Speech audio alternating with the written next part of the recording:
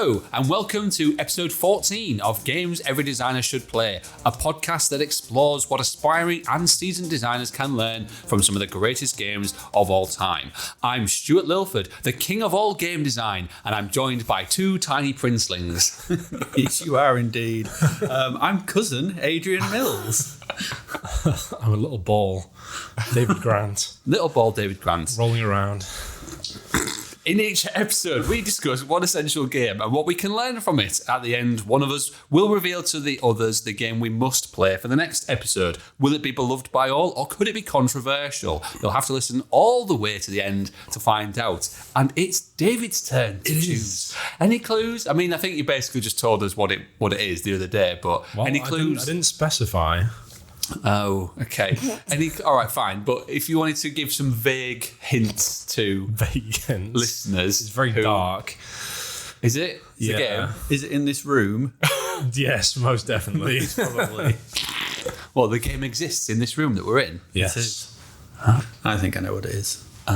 It's a board game. It's life. Life. The Game of Life board Game game. of life, yeah. I'm going to veto that, I think.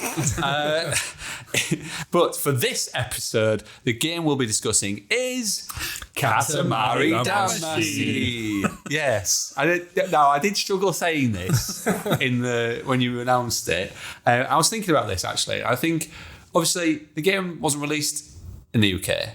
And so I've never heard. I only ever saw the game written down in like magazines and stuff, or on websites. Mm-hmm. And obviously, none of my friends played it, so I've never really heard anyone say the name of the game out loud. But if you've seen it written down, you can see that the C comes after the N. Yes, but I think I had mild dyslexia because when I was younger, all my B's and D's got mixed up and like the wrong way around, and my spelling's still bad now. You've seen me type. Is that what you told your parents on your grades? They just mixed up the B's and the D's. Look at all these B's I've got. What did you call it originally? Katamari Damacy. Okay. So I've obviously read it, and that's just what it's been in my head ever since. I never actually had to say it out loud to anyone until the last episode when you announced it. It was like when I was younger as well. You know the Disney logo, right? I was convinced that it was a backwards G, not a D, that it began with. Because that way that I don't think I'm the only one. What, that well-known company, Disney? Yeah, Walt Disney. No, I was just like, I think I just went, it just must be like the G is silent and there's a D in there. It wasn't until I was like 10 and I went, it's a G. Just D. It's a D. It's a D. It's a D. See what I mean? I'm still getting my letters mixed up now. Disneyland Barris. Anyway, spoiler warning, this podcast will likely contain spoilers for the game. It's not really much to spoil in Katamari Damacy, but there's not much of a story to it. No. Well, I guess there is a little bit. And what there is it's like nothing. It's a non-story. Yeah. It's like when we were saying, can you spoil the story of like Vampire Survivors, or what was the other one that what did we play before mouthwashing? What was the last one we just done? Binding Isaac. Yeah. It's like saying you can spoil the story of the Binding of Isaac. But you'll get more out of listening to this if you've played the game. Absolutely. But at first, a few notes on Katamari Damacy, supplied by Adrian. Well, supplied by, paraphrase from Wikipedia, of course, and some other bits and bobs that I've read around. Katamari Damacy, that's literally translated supposedly as Clump Spirit. Clump Spirit. It was developed and published by Namco for the PlayStation 2, 2004. The game's plot concerned diminutive prince on a mission to rebuild stars, constellations, and the moon, which were inadvertently destroyed by his father, the king of all cosmos. Okay. What a guy. This is achieved by rolling a magical, highly adhesive ball called a Katamari around various locations, collecting increasingly larger objects. It was designed by Keita Takahashi, and he struggled to pitch the game to Namco's superiors at the time, eventually seeking student aid from the Namco Digital Hollywood Game Laboratory to develop the project for less than $1 million. As director, Takahashi emphasized concepts of novelty, ease of understanding, and enjoyment. were paramount for this. Takahashi's quite interesting. He studied sculpting at university, but after leaving, he decided he didn't want to do that anymore, so he pursued a full-time career as within games. He joined Namco as an artist around 1999, working on a number of small projects, and this was quite interesting. He worked on one called Action, there was a game in development called Action Drive. Takahashi came up with the ideas for the characters in this called the King, the Queen, and the Prince of all Cosmos. His idea would have been that the Queen had been kidnapped by agents on Earth, and the lazy king sends the prince to rescue her. To do this, the player would use the diminutive prince's head, shaped like a hammer, to stun humans, after which the prince would then drive the humans around by putting a steering wheel on the back of the human's head. Takahashi felt this would lead to interesting and creative gameplay, allowing the player to create havoc as the prince followed the misguided suggestions from the king, but the project leader rejected the idea and Action Drive was eventually cancelled. Oh, what a It's shame. a shame, and someone should make that game. Katamari Damacy was inspired by two elements. The first was a prototype shown by Sony called Denson, which is Japanese for power line. It had the player... this was never released. It was just a demo shown as a young girl traversing floating islands and various homes connected by power lines. The game, though never released, gave Takahashi the idea that the ordinary world could be made interesting with only small changes to perception, and that a game could be fun without the need to cause violence. The second idea was from the game of I'm going to struggle to pronounce this, Tamakaragashi, played in Japanese schools. In the game, students attempt to push a giant ball into a goal. So these two elements kind of came together, this moving through a space, pushing a ball, killing the ball cosmos and everything. These elements came together.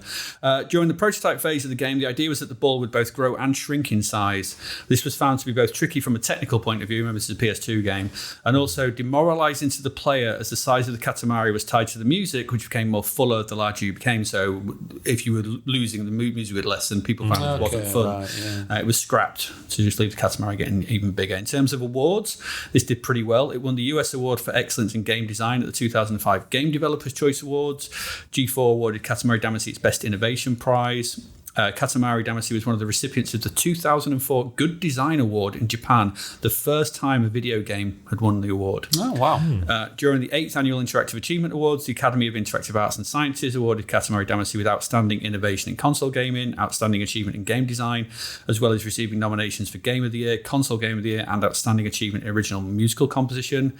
GameSpot named it the best PlayStation 2 game of September 2004, which is very specific. It later won the publication year-end Best Puzzle Rhythm Game, Best Original Music, and Most Innovative Game award across all platforms.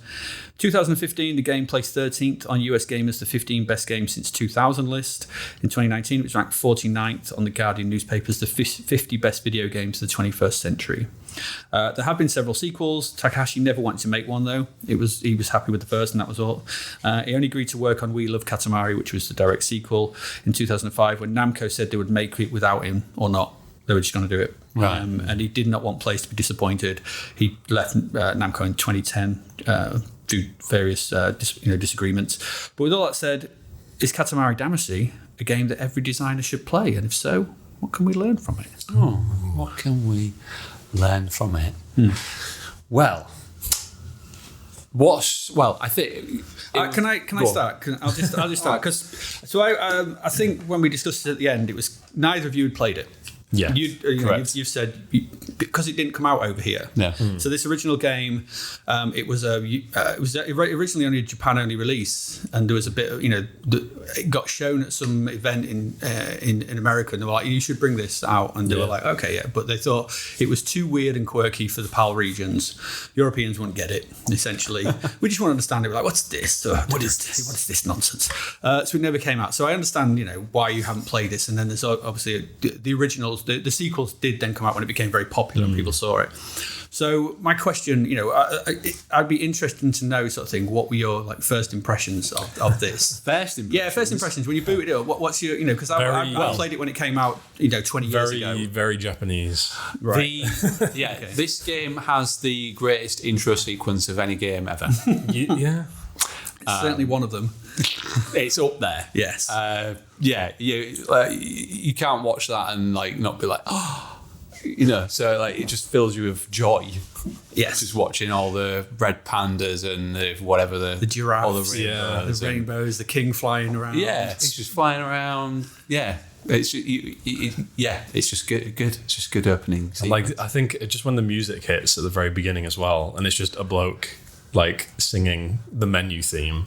He's just like, yeah, that guy in the tutorial bit, and he just goes, yeah. There's a lot of the music's good.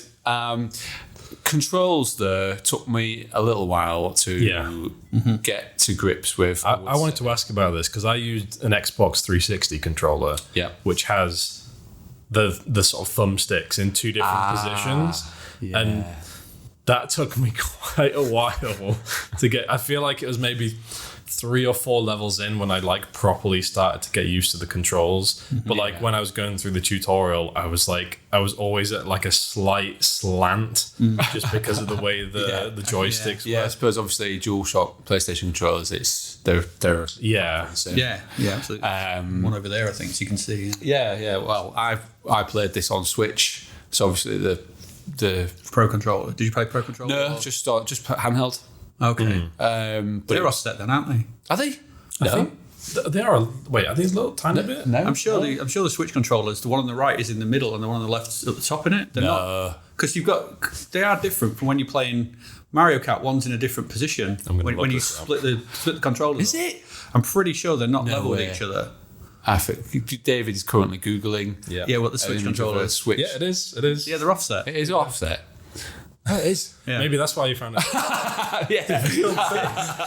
Maybe. I mean, I only played it on a controller with them sort of next to each other, so it wasn't so much an issue. We should, talking about the controls, because the controls for this are odd. Essentially, the game is you play a little diminutive prince, you're rolling around a big ball. That's it. But so the way this controls, you can say it controls like a tank. But the easy way to think of this as controlling is each stick of the whatever controller you're using is an arm. It controls an arm. So if you push both sticks forward, both arms go forward. If you pull one back to the right stick and you push one forward, you'll kind of turn to the right. And that's kind of how it works. So you have to think of it like your sticks are the arms of the prince. I think once you get that in your head. It's okay. Pull them both to the left and you'll kind of move to the left, you'll sort of strafe and things like that. Couple of questions about the controls. You can press X, I think, to jump, and the prince will jump really high in the air. Yeah. You'll see more of the map, and then he will land back down again. What is the point of that? I don't know. I mean, it gives you a bit of a bird's eye view. I guess you can see your surroundings a little bit, because there's some levels later on that do require you not to run into certain things, so it might be useful having that view. But I've just never used it once. I did that once. No, I used it a few times at the beginning, and I found this isn't very. It's not helping. No, like you say, he jumps into the air, but you don't really get much of a view. No, like you get like a tiny little section, and it just ends up being a little bit maybe pointless. I did use the first person, like looking around a little bit. Oh right, yes. Like, I didn't use that. I used that in. As a major one where you got the bear and the cow ones. Because you don't want to. It's handy in those levels. Yeah, because you've got like a tiny milk carton. We'll talk about those levels later. So the controls they're unusual. Yeah, they're not your typical thing. And for a game like this, which we wanted to accessibility, you want to get into it, sort of thing, ease of use and enjoyment. They are a bit of an oddity, but once I kind of think you do get used to them quite quickly. Well, more questions about the controls. Okay. The ability to get a boost by wiggling the controls up and down. Could either of you pull that off? Yes. Yeah. I could not pull that off. By the time I was trying to do it, and he would get going, and then he would just stop. And then you have to keep doing it until he starts moving. If you stop waggling, he won't move. Yeah, but then by the time it's there, I'm not in a position where I want to use a boost. It's just boosting into a wall. So because I can't steer and do that. Why are you steering? You just aim at what you want to get. I don't know what you're doing. You aim at if you need to go up a slope or something. That's your time to use that. If you're going to get up a slope. Yeah, but I'm waggling these sticks and he's slightly moving. Is this your inscription moment? He's miming the movement with his hands, by the way. Yeah, I'm doing a lot of movement, but I'm waggling, and because obviously I'm moving the stick, so he's moving slightly around, and now he's not aiming where I want him to aim when he does do the boost. I mean, it was definitely difficult getting used to the boost, but like most of the time I would use it on like a flat surface or to try and jump over something. Oh no, just to like just to speed up a bit because like it's easy. Yeah, that's why it's not easy. I didn't find it an issue. It was not. Maybe it's because I'm using the Switch and the sticks will skew with. I don't rate particularly the sticks on the Switch control. The slide. I don't particularly think they're particularly good. Do you know what? After play and the rubber was coming off the sticks. That's what I mean. And they're also as well. I mean, and the Switch sticks are sort of well known for a bit of stick drift. Yeah, you might have had that going on. I was playing it with the sort of what did I play it on? I played it on Switch, but I played it with the Pro controller. Yeah, I didn't have any issues with that. Another question. Yeah. So this is the final thing about the controls. So you can press them both in to turn around and go back. Yeah. Mm-hmm. Did you use that often? Yes. Oh yeah, all the time. See, I used it, but sparingly. Right. I don't know. I mean, that's all the time thing. That is. Yeah, like if you roll into a corner, you don't really want to spend like extra 5 seconds just turning around. So you just like press it. Yeah. Oh, I've just realised as well. By the way, I played it with a Switch Pro controller, and that's offset as well. Oh right. I thought it was so we've got no excuse. Because I think because I also played it. I played the PS2 version on emulation, and that was with an 8-bit Do Pro controller thing, and the sticks are definitely level on that. So I played a bit of that, but yeah. So I'd never had any issue with them being offset. Right, I was just blame on my old. I think it's just the Switch Joy-Cons. Yeah, they're not good. I don't particularly rate them as controllers. Yeah, I have had ones where there's blatant stick drift, but these, it was after trying to do that power speed boost a couple of times. I was taking the rubber off. If it didn't have stick drift before, it's gonna.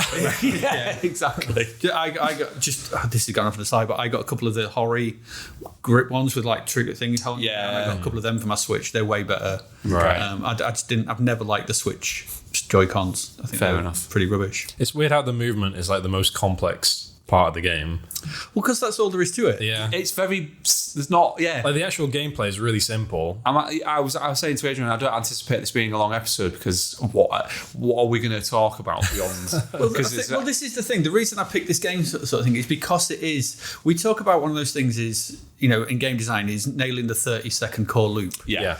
And this does that. Mm-hmm. And so definitely. This is from the moment you get going, you're rolling up, and that first level you're doing, you're rolling up tacks and very small things, and you're just tiny. Yeah. And you just get to 10 centimeters, and it's just fun. Yeah. And the way and the entire game, it is a very, very simple premise, but it nails it. Yeah. It just feels good to sort of roll around, pick stuff up, and make things bigger. Get bigger, roll around, pick stuff up, get bigger. Yeah. Roll around so you can get into bigger areas and get more bigger stuff. Yeah. It's just it's like seeing numbers go up. It's the same thing, but in visual. You're seeing this thing get bigger. Yeah. and I think that's quite an important, lesson to be learned if we're talking about design lessons, then getting that, and that, is this fun to do? You're going to do this for what? I mean, it's not a particularly long game, 6 to 8 hours. If that, it's somewhere between, depending on maybe 10 hours if you're going for the challenges, and you want to try and roll up everything. Mm-hmm. But it's not a massive game. It is quite short, but it's always fun. Yeah, if you were in like just a grey room with this ball and you were just using the controls, it would still be fun, just like moving around. Yeah, and I think this is one thing that game design students, I think, how they struggle with, because their idea of their experience with games is like the AAA titles, where they're quite complex. And so when they're like, okay, you've got this module, make a game in it, and like, oh well, I'm going to have skill trees, and I'm going to have all these abilities. There's going to be like different items that you can get, and there's going to be all these different enemy types, and there's going to be, and I'm like, they just overcomplicate it. And they don't need to. What you need to do is think about a fun core loop first and foremost before anything else. Yeah. All that other stuff is just set dressing. I do think there's a reason for that, and I think one of the reasons for that is, especially in 3D games, is the ease of built-in controls in Unity and Unreal. It's just, you don't have to think about it. You don't have to think about movement in Unreal. It's just put the first person mode in, and they're ready for you, and you just run around in first person, and everyone's just that's just how it is. Yeah. So, whereas if you consider the time Nintendo spent getting Mario to feel good in Mario 64 before they did anything else. Yeah. It should be fun. Is it fun to run around in Unreal? Not really. It's a bit boring. You don't do anything interesting, but that's because it's just become the de facto. Oh, just leave that alone. There you go. Yeah, it's just the first person mode, but it's in this environment, and that's or it's third person mode. Do a third person, and it's just that. It just always feels the same. Yeah, the jumping's always Yeah. Same with Unity as well. There's a thing, even in 2D with Unity's physics is dreadful. Basic gravity and stuff is just dreadful. It's like you try and do a 2D platform and you just put the jump in and it's floaty. There's no impact to anything. You have to play around with it and stuff to get it feeling good. But you put that character controller and you get the same feeling. Yeah, and I think that's like you said, students fall into that trap of not thinking about that actual core, that core fun element of this should be fun to play. Not the first thing you're thinking of shouldn't be your skill trees and your list of items and abilities and all this. It's the actual core aspects, and that's what this absolutely nails. Yeah, absolutely. Definitely. I was playing just to sort of the Unreal thing. I was playing Avowed. This sort of Obsidian RPG that came out last year, and it just felt like Skyrim. But it's an Unreal sort of thing. But it just felt like, I know this movement. I recognise the feel of this weight of this movement. It doesn't feel anything. I'm like, it's just boring to move around. Yeah, well, this is it. You're not you're not making anything new. When you're not even thinking about the basics. Like you said, they just open up these engines, they've got these ready-made starter kits. They're not even thinking about the basics. They're adding in all this extra stuff. Yeah. And that's really, it's only ever going to feel samey and like you said, a bit boring. I've been there, done that, bought the t-shirt with Skyrim 10 times over the past however many. It's unreleased on every single console that exists. Do you know what I mean? So I think and just coming up with something innovative like that. I mean, the just general concept of Katamari Damacy is it's bonkers. Yeah. Yes. I like those one bit you were saying in that intro where he's saying like he wanted to have a game where violence wasn't like a part of it. But you're rolling up people and destroying their lives. Well, yeah. I mean, I've said to you both sort of thing that I think secretly this is one of the best Lovecraftian horror games ever made. It somehow slipped under the radar that no one's noticed. It's about an evil elder god who's just sent down his son to roll up people who run off screaming to become part of a cosmic entity. Yeah, and just get shoved up into the heavens. Accidentally destroyed some stars, so go down and roll it up, make out of everything, people, planets, mountains, everything. Just roll them all up into a big ball, and then I'll just act dead happy about it. I mean, it's this. And then the challenges as well, which are like really specific. Collect some maidens. Yeah. Oh yeah. Get me a cow. Collect twins. Yeah. Yeah. The cow one, right? And the bear one, actually. Well, I think the bear one I did first. Right. And I was like, it was like, get to be the biggest bear. And I think I was like, is he really going to end the game as soon as I hit a bear?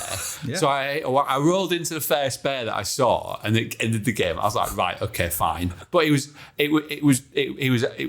I'd finished that level. Yeah, so I moved on. And then it was like, okay, with the cow one, I'm going to try it this time when I get a cow. So I'm like, right, avoid all these small cows, roll up all these different objects, right? And then rolled up a traffic cone that had a cow pattern on it, and that counted. Yeah. That was a cow. Yeah, that's a cow. The amount of times, because I did the same as you. I attempted the level once, and I was like, I've completed it. Yeah. But I was like, I'm not happy with that. No. I got like a milk carton or something. What? A milk cart? Yeah. That's a cow, is it? Yeah. I think it's got a picture of a cow on it. Yeah. It's got like the cow spotted sort of pattern on it. Yeah. It's like the bear one. I was doing pretty well in the bear one. I was avoiding all the bears. There was bears walking around, and I was getting quite a big Katamari, and I was like, this is going well. I can get a big bear here, sort of thing. And then I happened to turn, and there was a little stuffed bear on a bench. And I hit the bench and the stuffed bear, and that was it. And he was like, what's this? And I was like, oh, but my Katamari's massive. Yeah. And it's like this stupid stuffed little toy bear. Yeah, like as you get larger, it makes it a lot harder to see the tiny little things, and then you also have things moving around in the environment. Yeah, bears that walk into you. Yeah, so like you're doing really good, unicycles, and then a car hits you and it knocks you into a sign with a bear on it or something. Yeah. I think we start. Yeah, because I think we're saying all these things, and to people who haven't played Katamari Damacy, it might sound like we're just maniacs. Let's make it up. Yeah, because you need to understand that this game, although it's set in the real world, and it's real world objects, it's not the real world. Yeah, it's recognizable because it's all telephones and thumbtacks and houses and cars and everything like that. But nothing here is particularly realistic. Yeah, I mean, you don't walk out of your house and you see a perfectly neat row of like 10 telephones. There's a guy swinging. There's a sumo wrestler swinging around. Another guy. Yeah. That's also like 40 feet high. There's an elephant on the roof. Yeah. There's the guy with the biggest quiff ever. Yeah, that guy, Johnny Bravo. Yeah, when you pick him up, he goes dim dim dim dim dim dim dim. Yeah, that guy. And that's the other thing that is worth talking about with all these things, because it's just a fun. It's a really fun game. But one of the things that I do want to talk about, and we sort of talk about this in our lessons, in our theory bits, we talk about game feel and talk about all the things that you can do in a game that makes something. We've said it's very simple. You just roll a ball around, pick stuff up, but it wouldn't be anything without those sound effects. Oh no. Yeah, and the sound design in this game is absolutely astonishingly good. From both. Well, do you want to talk about the music? Yeah, the music. Well, I mean, we kind of said it at the beginning, and we sang some of it, but the music's incredible all the way through. It's very addictive. Isn't it? I'm pretty sure I heard on. I think I was listening to the Kane and Rince episode on Katamari, and they mentioned that they basically brought out this Japanese pop star out of retirement. He was like a retired, he'd had a few hits, but he was possibly. And then they were like, make some songs for this game. And he was like, yeah, all right. And then that's basically how the soundtrack got made. It worked. Yeah, it worked massively. Yeah, because it's what is it? Is it jazz funk at times, and sometimes it's mouth sounds, mix. And it's just there's the one where the kids la la la la la la la la. Yeah. There's just these kids singing. There's the big, massive sort of when you do the final level and it all kicks in, and it's just really good, and you're like, oh, this is going to be good, and it's just very satisfying. And then. On top of that, you have the sound effects of the things. So the world itself has sound, but anything that you roll up will generally give you a sound effect. Mostly, rats will squeak, telephones will ring, people will scream and run off. That guy will go. There's the police who will shoot at you. And so that's what makes me think this is this is a horror game. There's some invading force rolling up the neighborhood. It's just me, maybe sort of. I don't think it's a horror game. No, but it's got. I think. I would agree. It's got Lovecraftian themes there. Have you seen the film Nope? I haven't. Not. Okay, Nope. It's a Jordan Peele film. It's his last one. He's not made one since then. Essentially, what it is,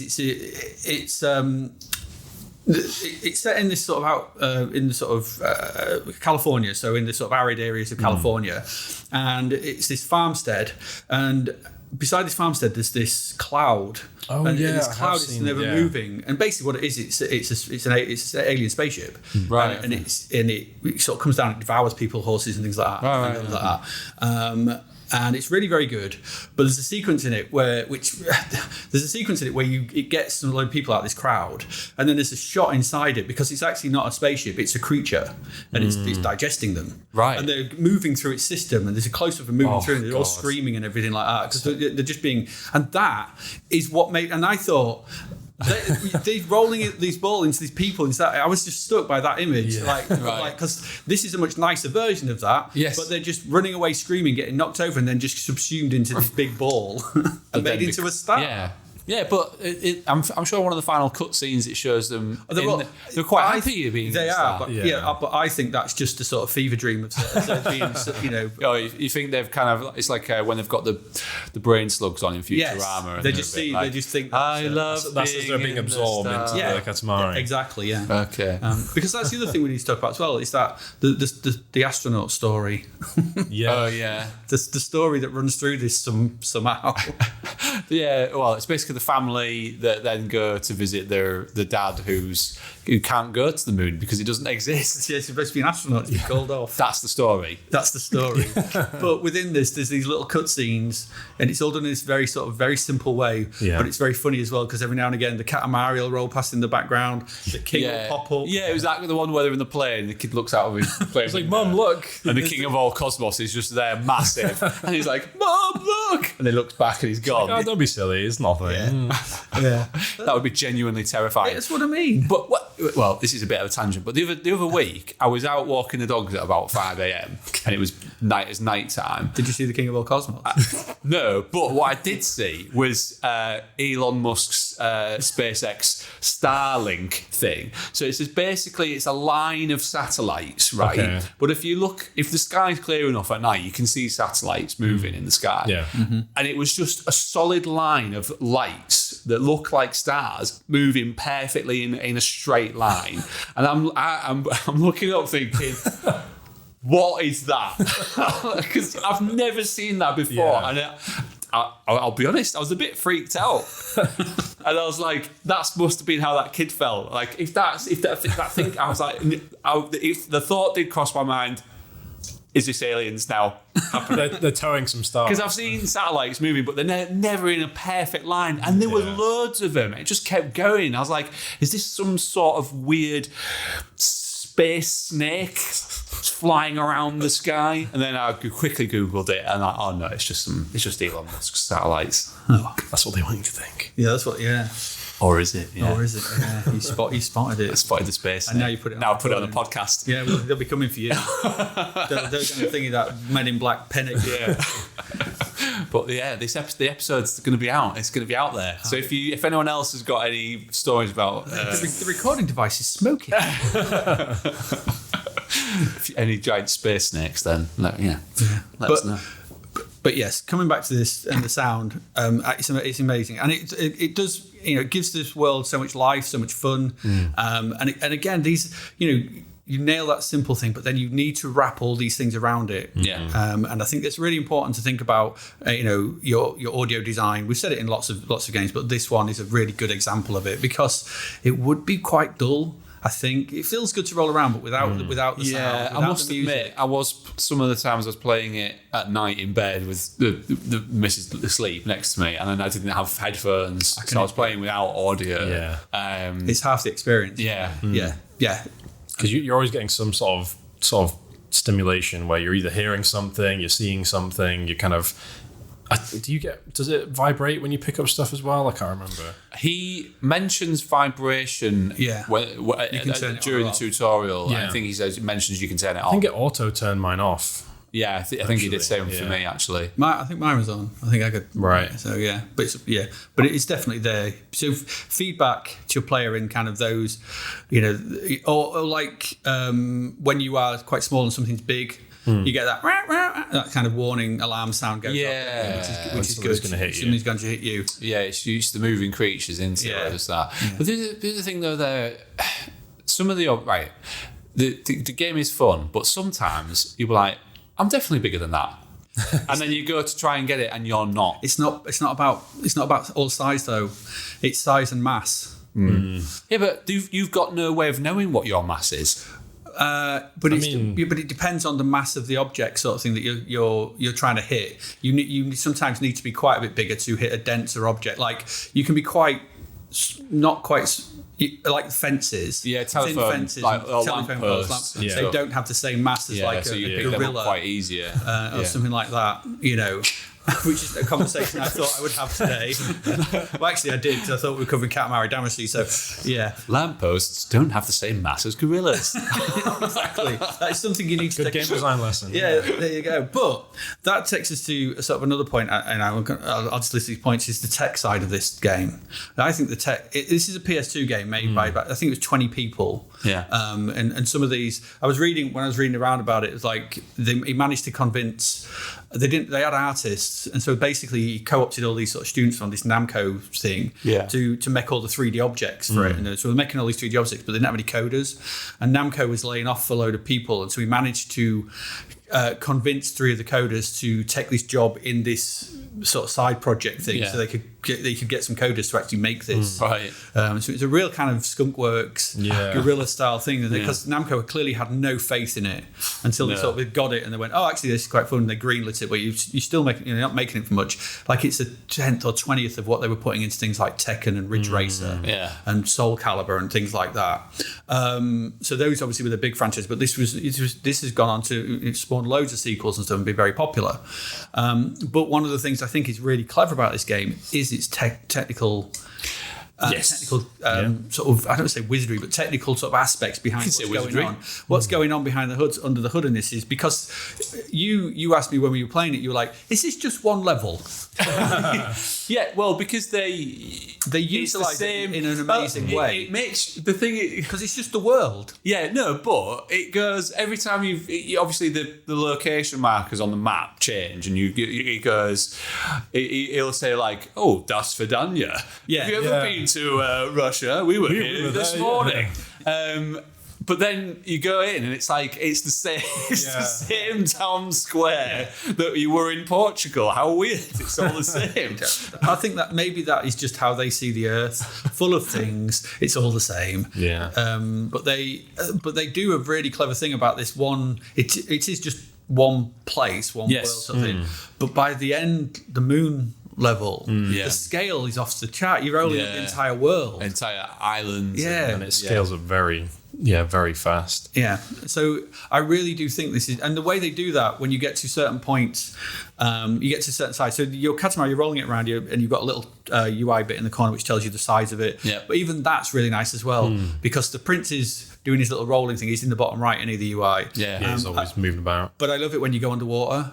Yeah, he puts his snorkel on and stuff like that. Little touches like that. They're just like, oh, that's you didn't have to do that. No, but that's a great little touch. You go underwater, he gets a little snorkel on him. The prince, because the prince is silent. He's a silent protagonist. He doesn't say a word. He gets loads of abuse from the kid, from his dad. We haven't talked about the horrible father. Yeah, we'll talk about that in a bit. You know, when we talk about sort of bad dads in video games, I think the King of All Cosmos somehow slips under the radar. I don't know. It's a bit. Maybe he's a bit like Boy Called Sue. He's trying to, he's being harsh to him so that when he grows up, he can make it in tough knocks. If I teach him enough, he'll be all right. Yeah, great parenting. Cosmos is not an easy place to survive in. It's not, especially with all his cousins and stuff. Exactly. He's got how many? He's got to fend for himself amongst all his cousins. And I think the King of All Cosmos is actually he's doing him. He's not just lazy and he broke a load of stars and can't be bothered to fix them himself. Lazy dad. We said they didn't have to add the little snorkel thing. You know what else they didn't have to do? Write item descriptions for every single object that you can pick up in the game. But they did do that. But they did. And have you read any of them? I've read some of them. Yeah, some of them are quite good. I obviously haven't read all of them because there's so many. Yeah. But I read some of them, and I've written a list of some of my favourites. Would you like me to read them? Yes, please. Okay. So I'm pretty sure the descriptions are written from the perspective of these entities who were learning about the Earth, because they're kind of question set aspects. So the first one was red crayon. This is not lipstick, girls. Be careful. Turkey. You get bored if you eat this every day, so it is only eaten once a year. Canned mackerel. There appears to be fish inside. The fish may not be alive. Barbell, a heavy bar with iron weights, makes people yell when they lift it. Toilet paper comes in a set, but you can't use them all at once. I've got two more. Shopping basket. You put things you want in it, but seems to be bad if you just walk away with it. And soccer player. An expert at playing with balls. A vital earthling skill, judging by his salary. Getting political there, Katamari Damacy. But you talked about you kind of mentioned the end credit sequence where you're literally rolling up all the countries in the world, and like that item description thing. And you talked about how he struggled to get this greenlit and he had to make the game in under $1 million, but there's stuff like this, like the time they spent on some of the things. It's like, right, okay, we need to get this game finished. What are we working on today? We're actually modelling every country on Earth, and we're making it so that they can fit together in a kind of perfect jigsaw around the globe. All right, sounds like hard work. Is that something that's going to be seen quite regularly in the game? No. You see it once at the end of the game, and actually, you don't even need to interact with it. It's only if the player rolls around during the end credits. But it's so fun when you do it. And you can do it again. Yes, you can. You can choose to do it. You can choose to do it again. Like, all right, okay, fine.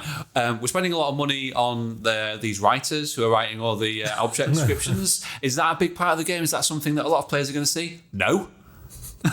In fact, you don't have to read them, and most players probably won't read any of them. And even the ones that are interested in it are not going to read all of them. Brilliant. It's like, but if you didn't have it, you'd feel like you're missing out. Yeah, you would. And I think as well, those are the kind of easy, kind of odd wins. Well, that description. Yeah, because it's easy. You just sit there and you're just writing stuff, and writing stuff. You can you open a document, start writing. There's no modelling. There's no sort of hard coding or anything. You're just writing some item descriptions and being a bit silly. And you probably put it out to all the team as well. Give us some weird descriptions of items. Yeah. If what you're modelling.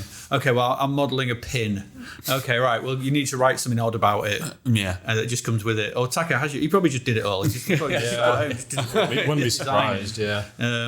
But it's all those little touches. It's all of them that make this into the game that it is. And it's very hard to put your finger on one element of this that makes it into what it is. Whether it's the sound, whether it's the controls, whether it's that single level which just grows up, whether it's the tech. But this is one of those perfect games that kind of everything just fits perfectly well together. I know you said there's a couple of controls that feel a bit obscure, but you could take them out. Okay, maybe, but they're there and they don't get in the way of it. It's not like you go, it's not like a bit where I have to do some really awkward jumping. No, there's none of that. It doesn't hit like say I managed to finish the game without even using 3 of the features that are part of the controls. Yeah, and also art direction is probably worth a mention as well. Oh, absolutely. Yeah. And I think this is a game where you see people like art direction is greater than realism. And I think that's another thing students they come on game design course and like, I'm going to make this hyper-realistic character model and it's going to be a squillion polygons.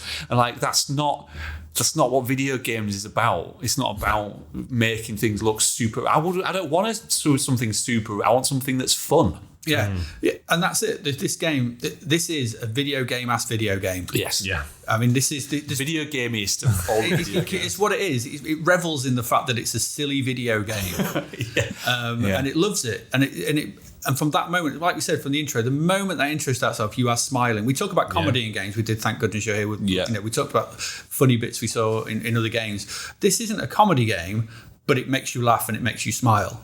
And I think that's it just feels good. Yeah. I wasn't sure because I hadn't played it for quite a few years, and I thought, you know what, I'm going to pick it because I want to go back to it, and I think it's still worth it. And you guys haven't played it. Yeah. I think it's worth it. And the moment it kicked in again, I was just like, oh, this is so good. This is so good. I remember the first time I played it back in like 2004 or 5 or whatever, and I had the same reaction.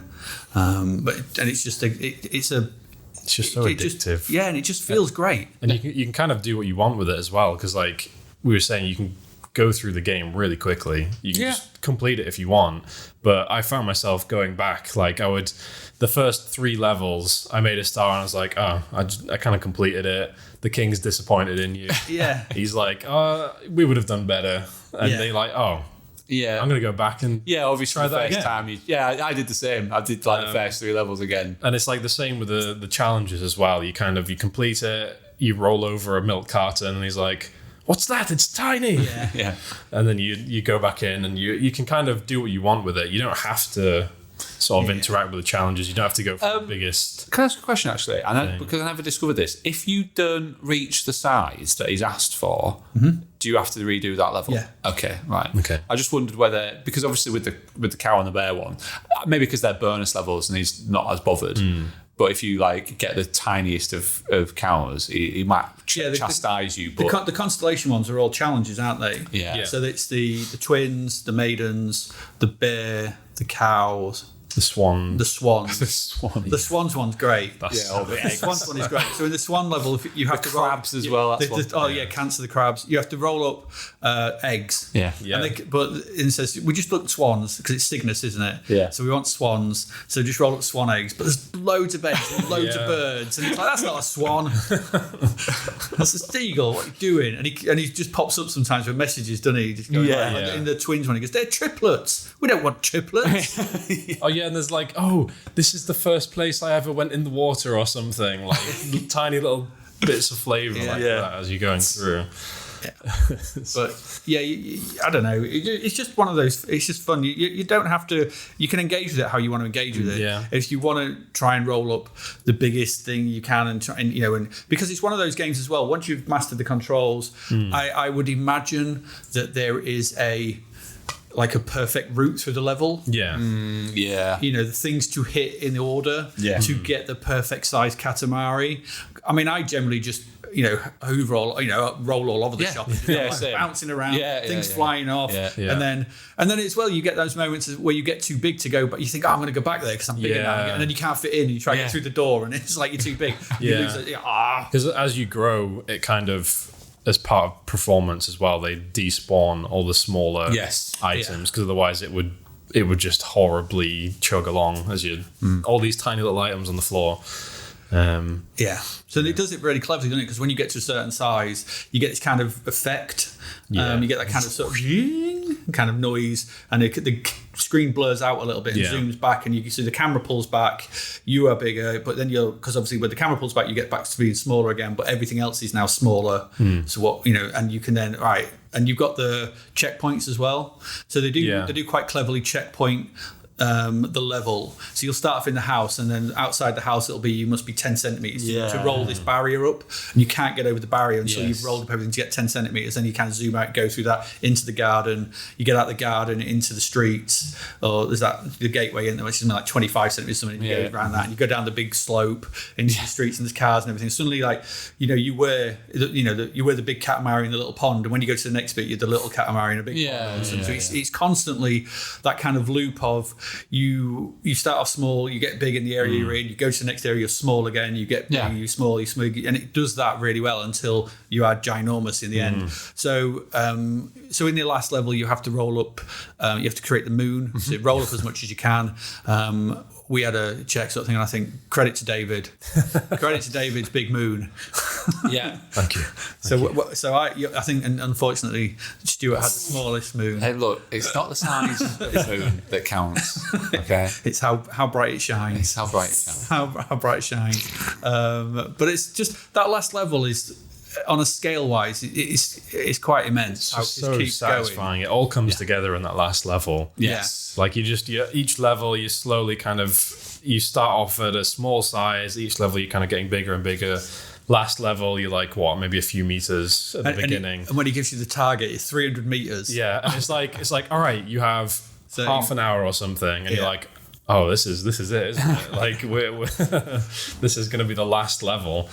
And it's the thing as well, I always found, I don't know if it's just me, but I always found as well that those levels are really well designed, because usually, like you say, you get 10 minutes or 12 minutes or 40 minutes, however long, I'd usually hit the target with about 2 or 3 minutes left. So it's they're very well sort of structured, and looking at it and going, right, when I bet what they did, and I think one of the things that you could say about this is I imagine this was extensively play tested, because it was started in 2001 too, and it was released in 2004. So they made it in about 15 months. It was a year and a bit. But I can imagine, there was all the early play testing, but how long do we give players in the levels? So where's the optimum point? So I reckon they played it, gave it to loads of people. So where do they hit the target? Give them 2 minutes after that or something. And that'll be the average, because I generally found that. I don't know if you found that as well. You'd hit the target with a couple of minutes, and then you've got that power fantasy where you get where you just do what you want. Because you get to a certain point in the levels where it's like the things that were annoying you are just getting rolled up.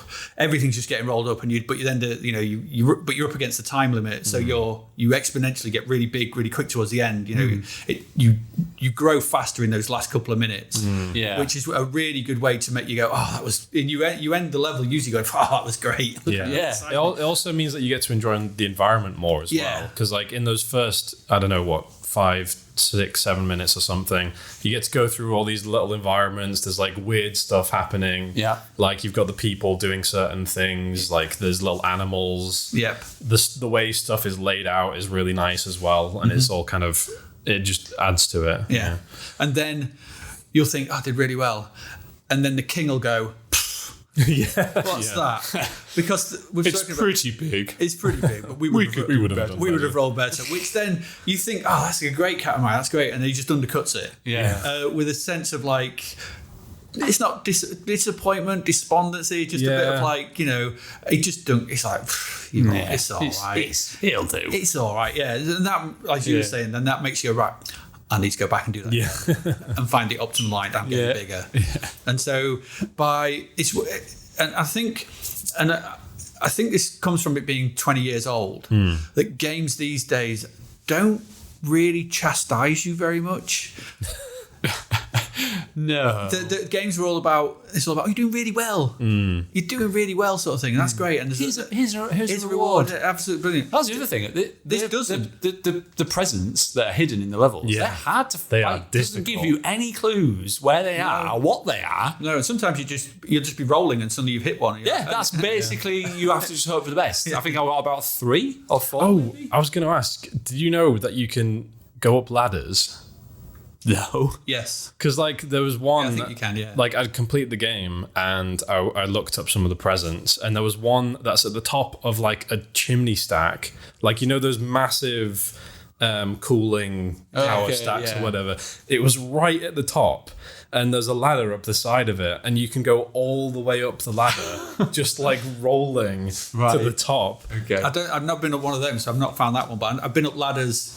I think there's ladders outside somewhere. I've been outside the wall. But I only realised towards the end of the game, and then that made things a lot more efficient in some cases, because you can sort of climb up a wall a certain amount, and then if you go past a certain bit, he'll just fall back down again. But if the wall is short enough, you can actually kind of roll over it. Yeah. Well, that's another thing. It doesn't tell you. No. It gives you the basic controls at the beginning and then goes off you go. Because what is it to tell you? Yeah. You roll up things. You roll stuff up. Well, they could have told you you can climb ladders. That would have been useful to know. You don't need it though. You don't need. You've completed it. You completed it with like 3 buttons or whatever, 3 controls. You don't need to. That's the thing about this game. It seems very simple on the surface, but there's a lot of hidden, like. The depth in this game comes from the challenges. It's an old school style sort of loop. You can complete it in 5 to 10 hours, but it's so enjoyable and it's so like the game just challenges you in a really sort of fun way to do better. Do better. You can do better. What's this cow? Do better. But it's nice when you do get a really big Katamari and he's like, oh, that's really good. Yeah. It makes those moments feel more worthwhile and rewarding than if it just went, that's a brilliant Katamari. It's like, if it was all like that, then you'd be like, oh, okay. So I think there's something to be said for, See, he is a good dad. Yeah, yeah, maybe. He wants you to strive to be the best. It's true, I suppose. It worked. It did work. But there's something to be said for, like, sometimes, just being honest. Anyone got anything else they want to talk about on it? On that audio point earlier, just bringing it back to our students, I think audio is often one of the main areas that are kind of lacking in the game prototypes. Yeah. Like so many of the prototypes we get, it's just kind of there'll be a tiny bit of sound or just no sound at all, and like you can see the difference it makes massively. And just adding a tiny bit of sound, bit of interaction. Na, na, na, na, na, na, na, na, na, na. Yeah, catchy as all hell. And this game wouldn't be half the game if it didn't have that soundtrack. It's one of those happy accidents. They just got some guy out of retirement to make it. Yeah. That's really what would be the equivalent, the British equivalent of that? Who would you bring out of retirement to do the soundtrack? To do the soundtrack? Yeah, they've got to have had one or 2 hits ages ago, but they haven't released anything in a long time. They've just Shaking Stevens. Shaking Stevens. Let's do that. When we make a game, Shaking Stevens, you're doing the soundtrack. I'm not sure. I'll just caveat that sort of thing because I don't know if he's still okay. Okay. So I'm not sure. So I'm just going to say, if there's Shaking Stevens stuff I'm not aware of, then I retract that statement. Yeah. Okay, I can see what you're saying. Yeah, this was a dangerous game to play, actually. Yeah, there's lots of artists I could mention, but they're like, oh no, I can't. No, not that one. No. Yeah. I wonder if this game would have worked if it wasn't someone Japanese that made it. I don't like think. if it was made in Yorkshire. I don't think it could be made anywhere else. No. There was a period of time, the PS2 era, where there was it got to a stage sort of thing. The bounds of like just creativity were just off the charts in the PS2 area. So that you got these games which looked good, but were kind of small, but were risks were being taken all over the place. PlayStation 1, PlayStation 2 era, that kind of fell away during the 360 era when cost of people wanted these graphics are rubbish. We got that a bit from the 2D to the 3D era when PlayStation came in, because there were a load of 2D games that got cancelled and was good because everyone was like, it has to be 3D now, it has to be 3D. And the 2D came back a bit later when people realised, actually, no, they don't. But the PS2 era, there was just so much weirdness, especially on the PS2. Yeah. If you look through that catalogue, games like Mr. Mosquito and stuff like that, it's just so much. Gregory Horror Show I mentioned to you the other day. It was just weird. It's a weird time, and you could just be guaranteed. You just wander into the shop sometime, you'd be like, "What's this?" Yeah. And you buy it for £20, and you'd be like, "What have I just bought?" You don't get that now because it's harder to take those risks. Yeah, I was going to say you can't imagine this being like greenlit by a major publisher. This kind of game. This is the same company that makes Tekken. Ridge Racer, Soul Calibur, Namco.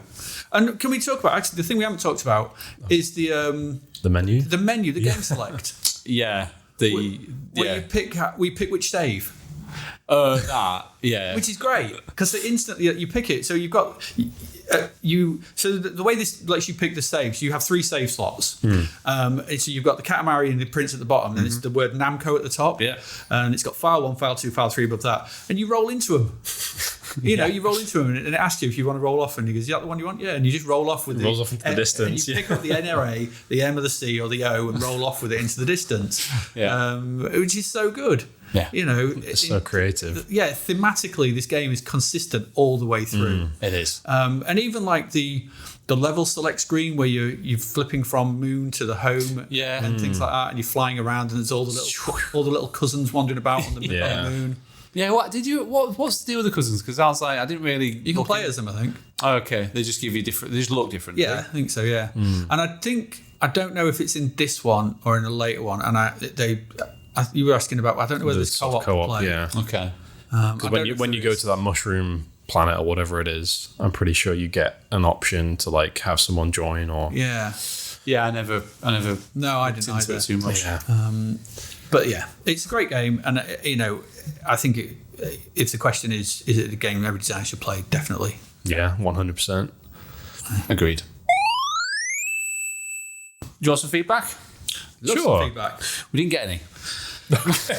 Great. Was this about Katamari? Yeah. I'm not surprised. I was like, do you think Katamari Damacy is a game that every designer should play? Yeah. Tell us why in the comments. Nothing. No one had anything to say. I'm hoping that... Hopefully more people will play it now. Yeah, I think if you listen to this podcast, I think you owe it to yourself. But you can get it. It's on everything now. Katamari Damacy. Yeah. The re-roll version, I think, which the version I played re-roll, yeah. That's what I played. Like I said, I played the original back in the day, and I played the PS2 emulated version. But the re-roll version is perfectly, it's good on all systems. It's because it's not, it's just perfect on anything. And there was a new one out recently, wasn't there? Up and Away, Katamari Damacy Up and Away. Okay. I haven't played it, so I don't know. I think the last one I played was Beautiful Katamari. Okay. I think on the 360 or something. But yeah, this is, go play this. If you want to play a fun game. A fun video game. It's not about tech trees and skill trees and shooting. Weird something fun. Like it doesn't do any of that, unlocks and everything like that. And I know that's anathema to some people these days, isn't it? They're like, I've got to have all these things to unlock, and it needs all this stuff, and it can't unlock anything. I'm not going to experience points to prestige. No, you're not. You're just rolling stuff up. Yeah, it's a game you can sit down and play at any time. No season pass. Yeah, everything's there in one load. Yeah. There you go. One great big ball. One thing, I'm just going to shake my fist at the clouds at the moment. Yeah. One thing I will say with regards to feedback, I was looking at how many like reviews that we had on like iTunes or Spotify or whatever, and I think on iTunes we've got like 3 reviews, 2 of which are 5-star. Someone gave us a 1-star review. Like, did they give like any? No written feedback at all. It's probably based on me and not liking Isaac or Inscription or something. It's probably like, oh, he's just moaning. You have a different opinion. And then it's like, then it's like, well, I like video games. This is what I like. It's boring if we can't discuss. Yeah. We've got Audible. There's one 5-star rating with a nice comment on it. This podcast is very enjoyable. The hosts are knowledgeable and the conversation is informative and humorous. A great podcast if you are interested in game design. Plus, that Stuart guy sounds like a really handsome bloke. And that's from Stuart Lilford. Okay. Yeah, he sounds like it. Oh, God. But, sounds... But if you're listening to this and you enjoyed the podcast, please give us 5 stars on your platform of choice. Yeah, if you didn't like it, then just don't do anything. Don't put the negativity out into the world. And if you do, I don't mind if you elements that you think whatever. Feedback is feedback. So I prefer to hear what you did like, what you don't like. Yeah. But remember that our comments and likes and things are all subjective. They're not objective because we can't be objective because we're people. So it's our own views. Yeah. Don't get annoyed if we don't like a game or I don't like a game generally. Yeah. David. Huh? Yeah, he's the 1-star review. It's you. All these games. Adrian, I'm gonna get... This'll show him. So that brings us to the end of this episode, which means it's time to announce the game we'll be talking about the next official episode. Yes. We are planning on a bonus Christmas episode. Have we said what it is? We haven't yet. Okay. Should we? I think we should. Okay. Yeah. Well, do you want to do it, Adrian? I think it was your suggestion, actually. It was my suggestion. I wanted something snowy. It's as Christmassy as Die Hard and Lethal Weapon, and probably in around about the same. No, it's a bit later than that, but it's in that kind of oeuvre. We'll be doing Metal Gear Solid. Metal Gear Solid. The first one, because for those who don't know, it is set in the Fox Archipelago in Alaska. Yeah, Shadow Moses Island. It's nice and snowy, there's snow around.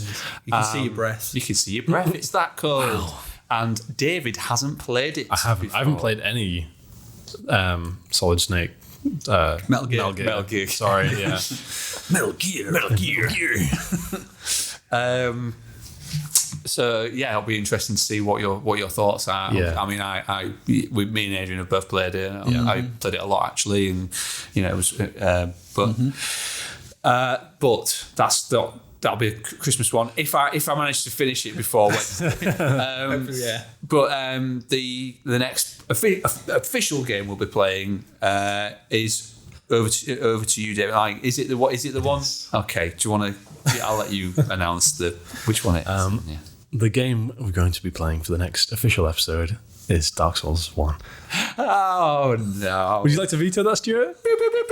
Dark Souls. It's happening. It's finally happening. It's happening. Stuart's playing Dark Souls. We've got a nice period of time over Christmas where Stuart can sort of get through that.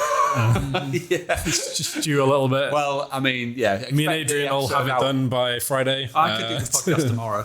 I could do the podcast now. The episode will probably be out in March time. Yeah. I don't know. I mean, we've discussed it many times. It was going to happen eventually. It's referred to quite a lot in game design circles. Souls-like games. So probably I should at least experience a couple of hours of it. Yeah. A couple of hours. Absolutely. So he's not going to leave the asylum. He's just... There's no point in me trying to veto it. He might get to Capra. Yeah.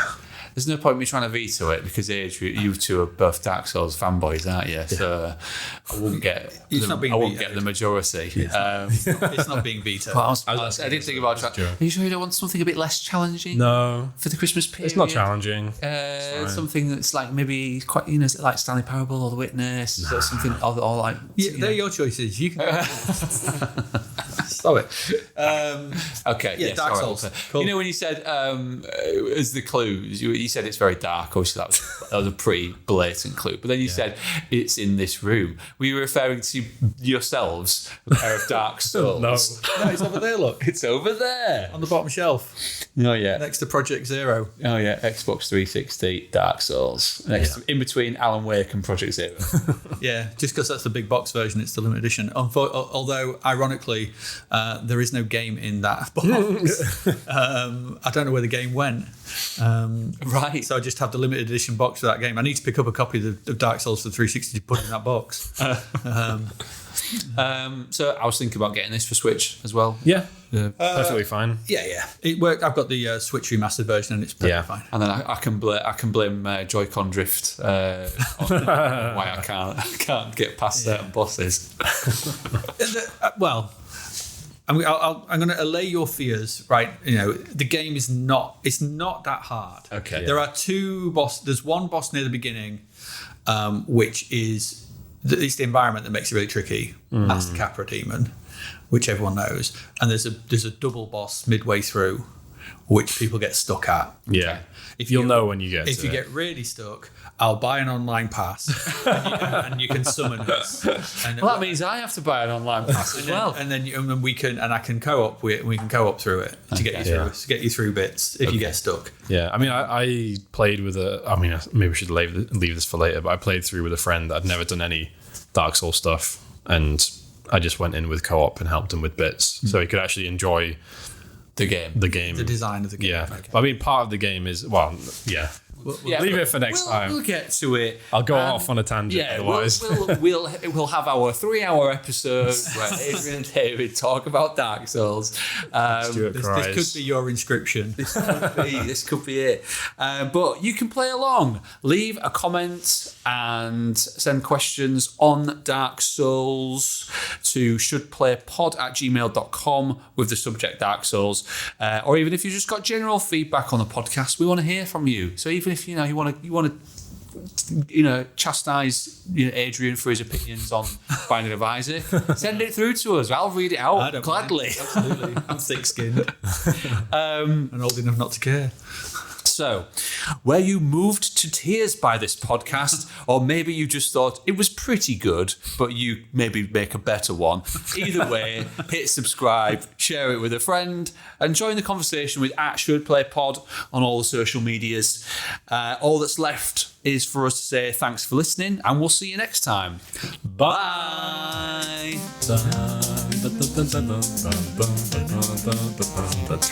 Katamari Damacy.